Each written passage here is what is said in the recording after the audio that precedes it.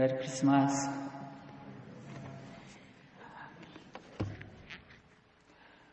올해도 어김없이 예수님의 나심을 기뻐하는 성탄절의 절기가 돌아왔습니다. 이때를 맞아서 많은 교회들도 이 찬양으로 성탄의 기쁨을 나누고 또 믿지 않는 이들도 연주회와 음악으로 이 흥겨운 마음을 표현하며 거리 이곳저곳에도 성탄 트리들이 세워지고 있습니다. 크리스마스 마켓도 열리고 연말 휴가 시즌이 되어서 다들 즐거운 시간들을 보내고 있는 듯합니다. 사람들의 표정이 밝고 또 연말과 새해에 대한 기대감, 이 들뜸의 모습을 보는 것만으로도 덩달아 기분이 좋아지는 것 같습니다. 하지만 이것이 이 즐거운 분위기와 기분 좋음으로만 끝나버린다면 그건 참 안타까운 일일 것 같습니다. 그것은 마치 큰 선물을 받았음에도 그 선물을 뜯어보지 않은 채 그 포장지만 보고 기뻐하는 것과 같기 때문입니다. 해마다 다시 한번 새겨보는 말씀이지만 오늘 이 본문의 말씀을 통하여서 우리에게 오신 예수님의 사랑과 이 은혜를 다시 한번 기억하며 감사를 고백하는 이 시간이 되기를 소망합니다. 첫째, 너희를 위하여 구주가 나셨도다. 누가복음 2장에는 예수님의 탄생 때의 모습이 그려져 있습니다. 다윗의 자손인 요셉이 이방의 땅이라고 불리는 갈릴리라는 동네까지 와서 살게 된 것은 어수선한 나라 사정 때문이었습니다. 오랜 시간 동안 강대국의 지배를 받아오면서 많은 이스라엘 사람들은 원치 않게 고향을 떠나야 했고 여기저기 떠돌아다녀야만 했습니다. 그 중에 요셉 가정도 있었던 것입니다. 그러다가 흘러 유대인들이 경멸하는 땅 갈릴리까지 오게 된 것입니다. 그런데 하나님의 때가 찼을 때 하나님께서 그를, 정확히는 그의 약혼자인 마리아를 베들레헴이라는 땅으로 오게 하셨습니다. 그때 사용하신 것은 호적 조사를 위해서 고향으로 가게 한 총독의 명령이었습니다. 하나님은 세금을 거두기 위한 목적으로 실시한 이 호적 조사를 예수님의 베들레헴 탄생을 위해서 사용하셨던 것입니다. 그렇게 마리아와 요셉은 고향 베들레헴으로 왔고 그곳에서 예수님이 탄생합니다. 하지만 머물 곳이 없어서 가축들의 축사에서 아기를 놓을 수밖에 없었던 그 안타까운 상황 속에서 마리아는 아들을 낳아 강보에 싸서 달리 놓을 곳이 없어서 말 여물통에 놓아둡니다. 아무리 상상력을 동원해봐도 말 여물통 안에 누워있는 아기와 그 아기를 지켜보는 부모님의 모습은 그리 보기 좋은 모습은 아닌 것 같습니다. 내일은 방이 있을 거야. 내일은 괜찮을 거야. 그렇게 요셉은 말했겠지만 그 마음은 얼마나 힘들었을까요? 누가복음 1장 32절에서 33절에 보면 천사가 분명히 마리아에게 말하기를 그가 큰 자가 되고 지극히 높으신 이의 아들이라 일컬어질 것이요 주 하나님께서 그 조상 다윗의 왕위를 그에게 주시며 영원히 야곱의 집을 왕으로 다스릴 것이라고 말씀하셨는데 지금 이 모습은 어떻게 된 것인지 마리아 역시 마음이 편치는 않았을 것입니다. 이것이 다윗의 왕위를 물려받을 하나님의 아들이라 불릴기에 탄생이란 말인가? 여러 생각들이 떠올랐을 것입니다. 그런데 그 시각, 하나님의 아들이 태어났으니 당연히 그곳에 하나님의 영광이 나타나야 될 것 같은데, 그곳에 나타나야 될 하나님의 영광은 전혀 엉뚱한 데서 나타나고 있었습니다. 그곳은 들판이었습니다. 그것도 사람들이 모두 하찮게 여기는 목자들 앞에서였습니다. 모두가 잠든 밤, 목자들은 양을 치느라 뜬 눈으로 들판에서 양을 지키고 있었는데, 그곳에 갑자기 주의 사자가 나타난 것입니다. 그리고 주의 영광의 빛이 그 목자들을 비추고 있었던 것입니다. 주의 사자가 나타나고 주의 영광이 나타나야 할 곳은 여기가 아니라 예수님이 탄생하신 그곳 축사여야 할 것 같은데, 이게 도대체 어떻게 된 일일까요? 천사가 주소지를 잘못 찾아온 걸까요? 물론 그건 아닙니다. 그렇다면 천사는, 주의 영광은 왜 탄생하신 예수님 앞이 아니라 이 가난한 목자들 앞에 나타났을까요? 주의 영광은 주님을 위해서가 아니라 바로 이 목자와 같은 이들에게 필요한 것이었기 때문입니다. 소외당하고 외면당하는 이들, 그들에게 주님의 영광이 필요했고, 하나님께서 그 영광을 그들에게 비추기를 원하셨기 때문입니다. 당시 목자들은 사람들에게 천대받던 제일 낮은 부류의 사람들이었습니다. 유목민족이었던 유대인들조차도 더 이상 인정하지 않는 사람들, 그들이 바로 목자였습니다. 그런데 하나님은 그들에게 구원자가 나셨다는 큰 기쁨의 좋은 소식을 먼저 알려주고 계셨던 것입니다. 왜냐하면 하나님께서 받고 싶어하는 경배는 천사들의 찬양보다 바로 이 낮은 마음의 사람들, 그들의 찬양과 경배였던 것입니다. 낮아진 마음들, 겸손한 사람들, 그들이 진정으로 하나님을 경배하고 찬양할 수 있기 때문입니다. 주님은 바로 그런 사람들을 위해서 이 땅에 오셨던 것입니다. 그러니 천사들이 그들에게 나타나 기쁨의 찬양을 올리며 이 기쁜 소식을 전한 것입니다. 사랑하는 성도 여러분, 오늘 주님이 우리를 찾아오신다면 우리는 이 기쁨의 소식을 들을 만한 너희들입니까? 이 기쁨의 소식을 들을 만한 낮은 자, 가난한 마음을 가진 사람들입니까? 주님의 오심은 여전히 우리에게 큰 기쁨의 좋은 소식이 되고 있습니까? 오늘 말씀을 다시 한번 읽어보면 이 세상 말로 격이 맞지 않는 듯한 그런 모습을 보게 됩니다. 왕으로 오신 분이 이 축사한 말 여물통 안에 초라한 누더기 같은 것에 쌓여서 뉘어있는 모습이나, 왕으로 나신 분 앞에는 나타나지 않고 사람들이 무시하는 초라한 목자들 앞에 천사와 주의 영광이 나타나고 그들 앞에서 천사들이 찬양하는 모습,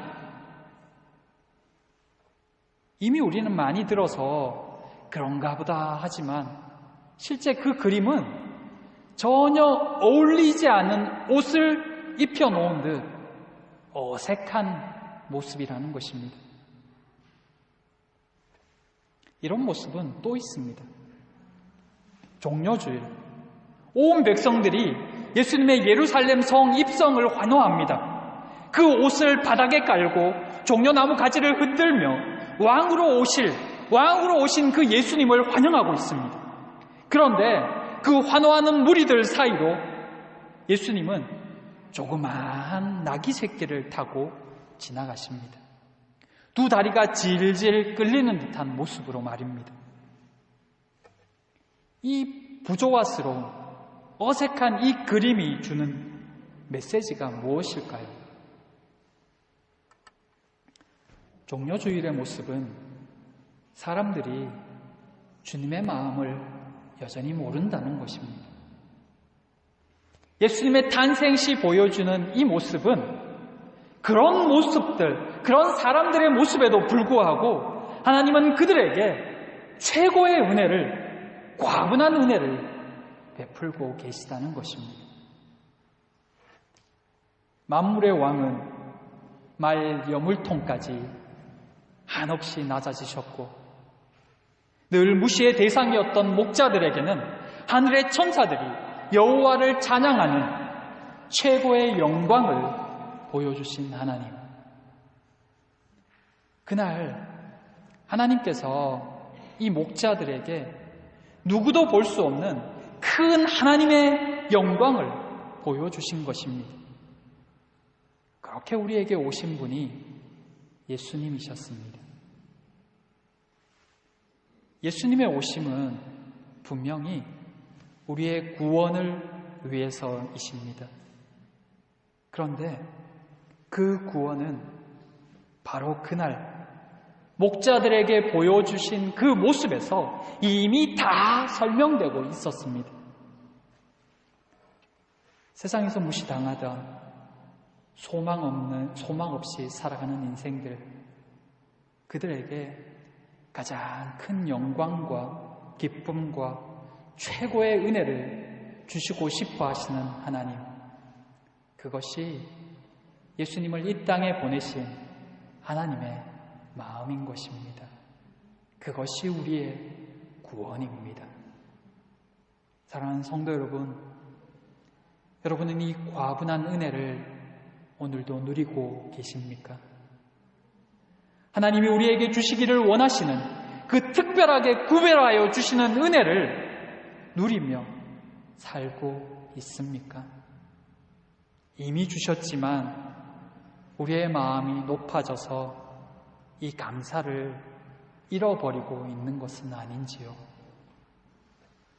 구원받은 자의 삶, 하나님의 영광을 비춰주심으로 그 삶에 감사가 있고 기대가 있는 삶, 또다시 성탄을 맞이하는 이때에 모두가 그 은혜를 다시 헤아리고 누리게 되시기를 소망합니다. 우리를 위하여 오신 구세주를 기쁨으로 환영하는 모두가 되시기를 기도합니다. 둘째, 하나님께 영광, 하나님이 기뻐하신 사람들 중에 평화로다.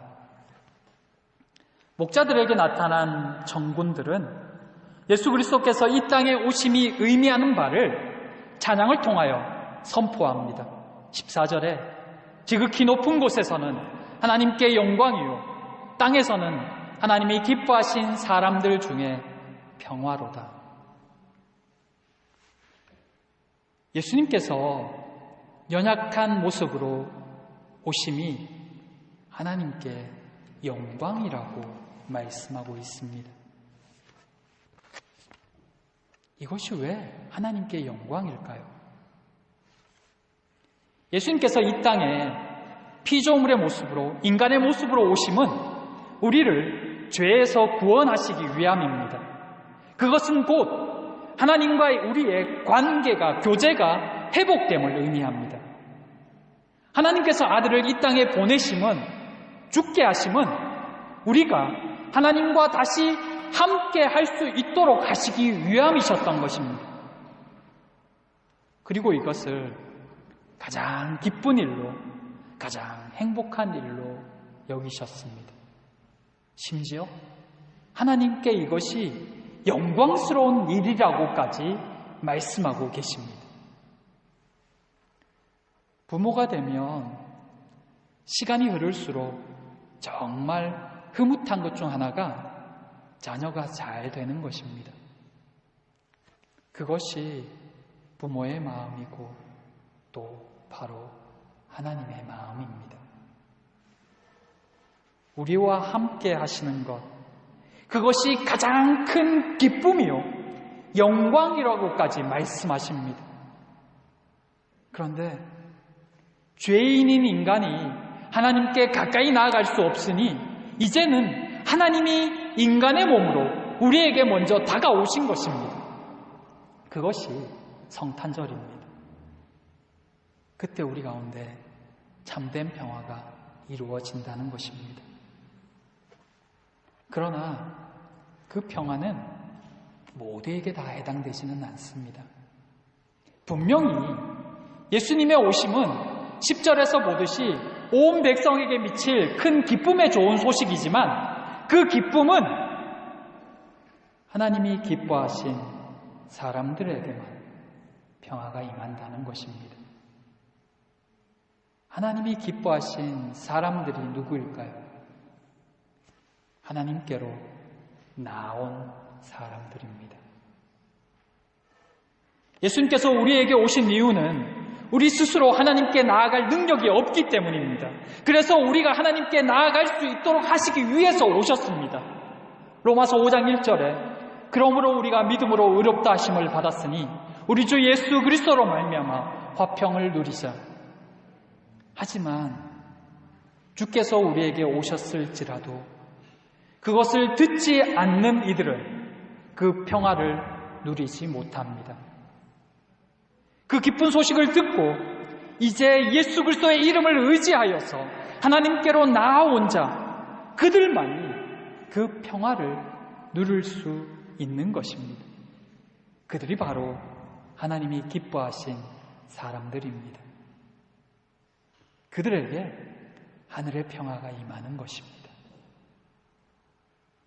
이 평화는 근심 걱정 많은 세상 속에서도 우리를 평안케 하며 흔들 수 없는 든든함을 줍니다.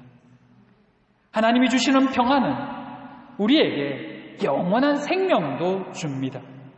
그리고 하나님의 평화는 하나님 안에서 모든 관계 회복을 가져다 주기도 합니다.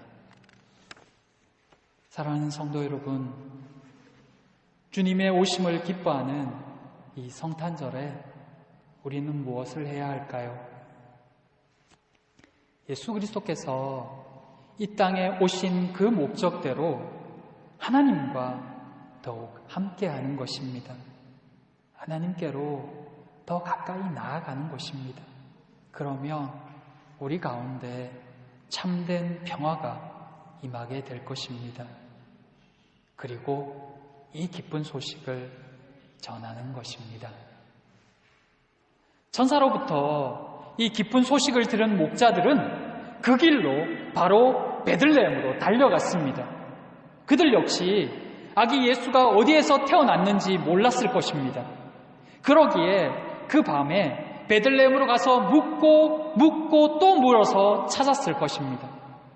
그렇게 찾아서는 천사들이 이 아기에 대하여 말한 것을 그곳에 모인 무리들에게 그대로 다 전했습니다. 그 말은 그곳에 있는 사람들, 그 중에서도 마리아의 믿음을 더욱 견고하게 만드는 말이 되었습니다. 현실 앞에서 서글픔과 속상함과 어쩌면 의심의 마음까지도 들 수 있었겠지만 그 목자들의 증언은 그 모든 것들을 씻어버리기에 충분했던 것입니다. 목자들의 증거는 그만큼 힘이 있는 사실이었던 것입니다. 복음 증거는 우리의 삶에서 사실로 드러날 때 힘이 있습니다. 그때 한 생명이 살아납니다.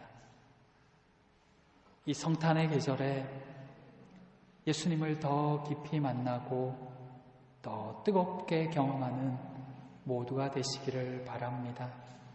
그리고 여러분이 만난 예수님, 우리 인생의 최고의 선물이신 그 주님을 증거하는 모두가 되시기를 진심으로 축복하며 기도합니다. 기도하겠습니다. 사랑과 은혜의 하나님, 우리를 위해 이 땅에 오심을 감사드립니다. 이 축복의 때에 더 깊이 주님을 만나기를 소망합니다.